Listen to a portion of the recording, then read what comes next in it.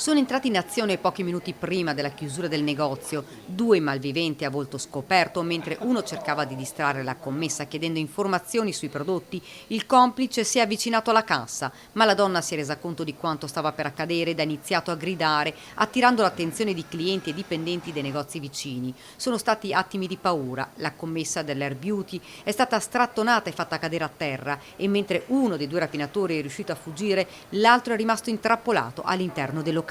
Sono stati alcuni cittadini insieme a dipendenti di altri negozi e alla commessa a chiudere la porta bloccandolo all'interno fino all'arrivo tempestivo dei carabinieri.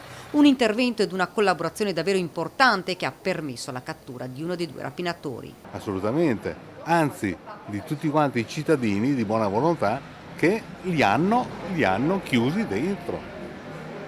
E questa è il senso civico. I due malviventi sarebbero georgiani sulla cinquantina, un tentato colpo nel cuore di Mogliano, dove quotidianamente transita parecchia gente. La persona fermata è stata portata in caserma. Il complice, che aveva un berrettino ed occhiali da sole, è fuggito senza non poche difficoltà, visto che i cittadini lo hanno inseguito e soprattutto a mani vuote. Ora è caccia all'uomo. Fin dalla sera tutte le zone sono state battute a tappeto dai militari dell'Arma. Per lui potrebbero esserci le ore contate. Intanto sono state acquisite tutte le immagini di videosorveglianza della zona.